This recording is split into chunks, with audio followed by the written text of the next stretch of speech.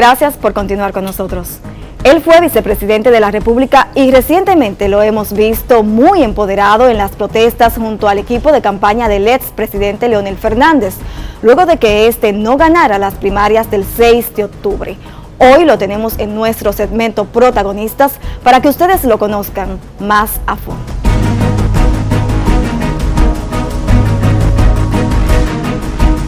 Bueno, en estos momentos la última novela de Vargas Llosa, Tiempo Recio, pero la semana pasada estaba leyendo la cuestión racial en el intento de anexión de la República Dominicana a los Estados Unidos, un libro de Bernardo Vega, y me acabo de releer, pues ya lo había leído, Trujillo de cerca, de Mario Rivitini. La última película la vi en Netflix, por cierto, se llama El espía sobre los servicios de inteligencia de Israel. Género musical, bueno, me gusta la música popular, pero también me gusta sobre todo la música clásica. Sí, suelo ir a los conciertos, sobre todo allá en el Teatro Nacional, los festivales que organiza no solamente el propio teatro, sino también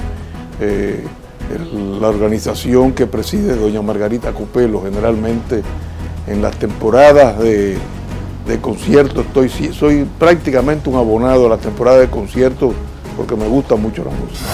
Un lugar para perderme, la playa. Claro que no puede renunciar las pastas aquí en mi biblioteca, pero sobre todo otra biblioteca que es el primer piso de la casa. En el segundo piso tengo otra biblioteca, pues ahí me pienso y tomo las decisiones que sean importantes en mi vida. Una expresión, un refrán, algo que me impactó siendo muy joven y que siempre recuerdo, que es una frase de Juan Montalvo, el escritor ecuatoriano: "Ay de los pueblos en que los jóvenes son humildes con el tirano y en el que los estudiantes no hacen temblar al mundo".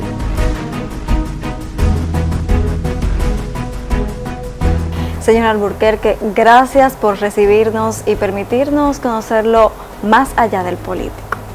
No, gracias a ti y a estas cámaras, ¿no es así?, que nos permiten pues llegar más allá de nuestro hogar. ¿Cómo es un día en su vida? Bueno, pues cuando estaba en la vicepresidencia era un día muy complicado, muy largo. Ya fuera de la vicepresidencia, cuando terminamos en agosto del 2012, las obligaciones son menores, pero eso no quiere decir que sean sencillas. En la mañana voy a mi antigua oficina de abogado, allí soy consultor jurídico, especialmente en asuntos laborales. Bueno, a la 1:30, 2 de la tarde, pues regreso a mi hogar al almuerzo. Y en la tarde ahora generalmente pues lo dedico a poner mis libros al día, mis libros de Derecho del Trabajo, que son libros de texto en las universidades, a escribir algunas cuantas páginas. ¿Qué hace para mantenerse en salud? Pues yo camino todos los días, ya a las 5:30 de la mañana estoy despierto, me voy ahí al mirador sur, y ahí camino casi 1 hora y estoy de regreso ya en la casa un poco antes de las 7 de la mañana. Y a partir de esa hora, una costumbre que nunca he dejado, que la aprendí en mi hogar, en el hogar de mis padres, que es leer la prensa diaria. ¿Suele leer la prensa por internet o de manera impresa? No, la leo la física, los periódicos, todos los periódicos. Ya cuando me voy a la oficina he leído ya todos los periódicos. ¿Cómo es su alimentación? Bueno, tengo generalmente una alimentación muy sana, trato de ser moderado en el comer, pero sobre todo de alimentarme bien. ¿Qué puede decir que ha aprendido de la vida? He aprendido mucho en la vida. He aprendido mucho desde primero en el hogar, luego en mis actividades políticas, en los estudios he aprendido, en los viajes que he dado he aprendido, en los posgrados y como profesor universitario, cuántas cosas no he aprendido de los propios estudiantes que hacen preguntas a veces muy curiosas. De manera que la vida realmente ha sido una gran universidad. ¿Ha vivido como ha querido? Creo que sí, he vivido como, creo que he tenido éxito en la vida. Como político, bueno, pues llegué a la vicepresidencia de la República. Como abogado he tenido éxito y luego como académico, pues mi obra de derecho laboral ha sido reconocida por las generaciones que me han seguido. De manera que si se me pregunta, bueno, ¿cómo ha sido mi vida? ¿Si es satisfactoria? Creo que sí. ¿Qué siente que le falta por hacer? Por hacer, bueno, yo creo que cuando uno ha hecho de su vida una lucha, la lucha constante por servir a los demás, pues esa lucha y ese servicio, esa lucha por servir a los demás no se detiene. Y seguiré en ese servicio a favor de los demás, a favor de la población, de los que más lo necesitan, hasta el día, bueno, que ya tenga que salir con los pies hacia adelante, como dice. Una decisión tomada por el expresidente Leonel Fernández con la que usted no estuvo de acuerdo. Mire, yo creo que el presidente Leonel Fernández ha sido siempre un hombre fundamentalmente democrático, con unas relaciones personales muy calurosas, con un gran sentido de la amistad. Yo creo que en esos 8 años que serví como vicepresidente de la República, mantuve siempre relaciones muy cordiales y no en una, sino en varias ocasiones como académicos y profesionales del derecho, pues generalmente estábamos de acuerdo, pero a veces yo expresaba mi punto de vista, él expresaba el suyo, y tratábamos al final, bueno, de llegar a un acuerdo. Usted es autor de varios libros de derecho y fue secretario de Trabajo. ¿Usted cree que es un sector que se ha quedado rezagado o hemos tenido avances? Por ejemplo, está el tema del sueldo mínimo y también los sacrificios que hace el trabajador dominicano. ¿Cree que es compensado por el empleador? Mira, no hay duda de que con el Código de Trabajo de 1992 hubo un mejoramiento en las condiciones de trabajo y en las condiciones de vida. El país ha ido además progresando con los gobiernos del Partido de la Liberación Dominicana y han ido mejorando pues la suerte de diferentes clases sociales, pero es una lucha permanente. Por ejemplo, la seguridad social. Cuando en el año 2004 nosotros llegamos al gobierno, apenas un 6% de la población tenía seguro social. Hoy en día, más de casi un 70% de la población está cubierto por un seguro de salud. Y en el 2004 había un solo 6%. El régimen subsidiado de la seguridad social, cuando nosotros llegamos, estaba localizado en el sur profundo y no había más de 20,000 personas en el régimen contributivo subsidiado. Pues hoy estamos hablando de millones de personas. Usted se inició desde muy temprano en la política. ¿Qué lo atrajo? Mira, yo conozco la política desde muy pequeño porque nací y crecí en un hogar visceralmente antitrujillista. Entonces, desde pequeño, sin quererlo, fui rodeado por la política. Ya en el 1951, con apenas 11 años, pues tenía que, en una ciudad pequeña como era la ciudad colonial, pues tenía que sentir las actividades propias de la persecución a que estaba sometido mi padre. Y un año después, en el 52, con apenas 12 años, sábado y domingo pasaba yo por la calle El Conde con una cantina para llevarle la comida a mi padre en la Fortaleza Osama, donde había sido condenado a 6 meses de cárcel. Luego lo vi, por ejemplo, cuando lo destituyeron de notario por faltas graves, supuestas faltas graves en el ejercicio de la profesión. Posteriormente, en el 60, cuando desapareció por 3 meses y al final supimos que estaba en la 40. Y en ese momento, ¿sintió temor de perder a su padre, de no volverlo a ver?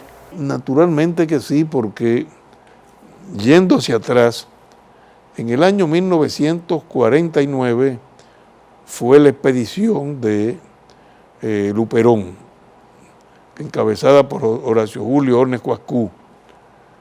Yo tenía 9 años. Y uno de los amigos de mi padre, que fue mi padrino de logia, no padrino de la iglesia, sino padrino de logia porque mi padre era masón, el ingeniero Trene Pérez, desapareció. Entonces fue un año en que a mi padre lo sometieron a mucha vigilancia. Ahí terminó mi infancia, porque mi padre me explicó, mira, pasa que yo soy enemigo de este gobierno, Trujillo no es lo que se dice en la prensa, es un dictador, es un asesino, no puedes hablar con nadie, tienes que tener cuidado, tienes que evitar hablar porque me meten preso a mí o me matan, a tu madre, a tus hermanas. Entonces, bueno, ya a los 9 desperté. Precisamente, su padre era masón. ¿Llegó usted a practicar la masonería o se quedó como leutón? No, quedé siendo leutón, nunca me animé a ser masón. ¿Y por qué? No sé, tal vez que yo lo veía más bien como una sociedad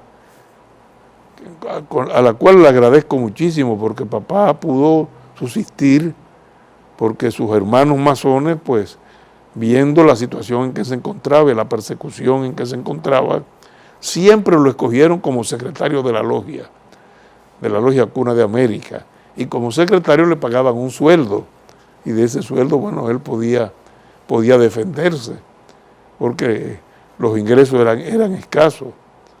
Usted se graduó magna cum laude de la carrera de Derecho. Yo me gradué aquí en la Facultad de Derecho. Los primeros 3 años todavía era el régimen de Trujillo. Ya en el tercer año, pues, Trujillo fue ajusticiado y me gradué en el año 1963, pues precisamente cuando el golpe de Estado a Juan Bosch. Y a partir de ahí, luego me fui a Francia con una beca que se convirtió luego en crédito educativo. Estuve 2 años a estudiar Derecho del Trabajo en París, en la Universidad de la Sorbona. ¿Se siente conforme con la carrera que eligió? Muy conforme. Y me ha servido de mucho porque pude conocer todo ese mundo de los trabajadores, ese mundo de los obreros, y precisamente por ese sentido de la justicia, esa formación de lucha por la justicia, por eso me dediqué al derecho del trabajo y me dediqué dentro del derecho del trabajo a defender a los más débiles, a los trabajadores. Quiero hablar un poco sobre su familia. Usted está casado hace 49 años, tiene 2 hijas y 5 nietos. ¿Cómo es su vida familiar? Bueno, pues para mí la familia es una parte importantísima de la vida.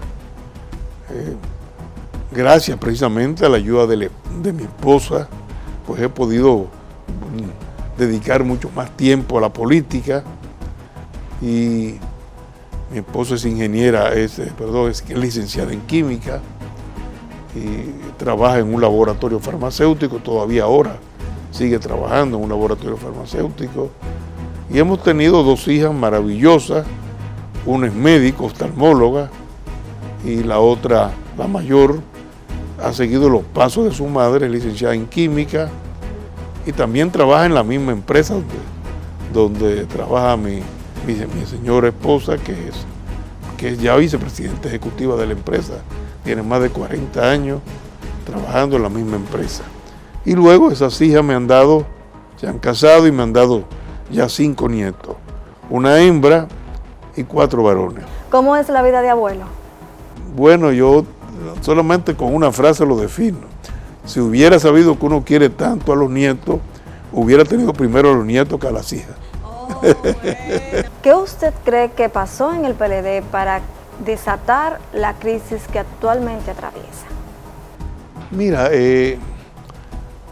yo siempre he mantenido la tesis de que en los partidos, aun cuando uno no lo quiera, por los afectos, las empatías, siempre surgen corrientes. Y a veces por razones ideológicas. La izquierda, el centro, la derecha. Eso es consustancial. Y creo que un partido sería una organización muerta si no tuviera esas corrientes. Pero para mantener la unidad del partido tiene que haber un equilibrio. Y cuando ese equilibrio se rompe, entonces la unidad está seriamente afectada. Y yo creo que eso fue lo que pasó en el Partido de la Liberación Dominicana. Y si los grandes líderes, los que estamos en la cúpula de los partidos, no entendemos que el equilibrio es necesario preservarlo, y una de las corrientes quiere aplastar a la otra, destruir a la otra, entonces ahí viene obviamente la quiebra, el rompimiento de la unidad. Y yo creo que ese ha sido el fenómeno que se ha producido en el PLD. ¿Qué podemos esperar en esta organización política a partir de ahora? Nuestra lucha es por la preservación de la democracia en la República Dominicana. Nosotros entendemos que lamentablemente, a pesar de que lo reclamamos, la Junta Central Electoral no dispuso las medidas necesarias para evitar la situación que estamos viviendo hoy día. Por ejemplo, ¿qué le costaba a la Junta Central Electoral decir, bueno, vamos a cotejar el conteo electrónico con el conteo físico? A nivel presidencial, ni siquiera se le pidió los otros niveles, porque eso se hubiera dilatado mucho, pero a nivel presidencial, en 1 o 2 horas hubiera hecho el cotejo entre lo electrónico y lo físico. En la transmisión normal del 88% de las datas, había una elección reñida en que el presidente Fernández tenía 2 y 3 puntos encima. En la transmisión por teléfono del 12%, el presidente Fernández pierde en todas las mesas con 15 puntos de diferencia. Entonces, ¿cómo es posible? La media de concurrencia de votantes fue de un 25%, no pasó de un 25% en todo el país. Pero en esas mesas del sur largo, la concurrencia fue de un 70%. Hay mesas que a las 11:30 de la noche, 2:30 de la madrugada, del domingo al lunes, 6 a 7 de octubre, estaban votando. O sea, 800 personas pueden votar. ¿En cuántas horas votaron 800 personas? Y eso vino la transmisión telefónica. Entonces, eso es lo que hemos demandado y hemos reclamado. Señor Alburquerque, gracias por esta conversación en la que pudimos conocerlo más a fondo y por habernos recibido en su hogar. No, gracias a ti por esta oportunidad de poder conversar con los amigos de tu programa. Muchas gracias. Hasta aquí nuestro contenido de hoy. Nos vemos el próximo domingo con más historias para ustedes.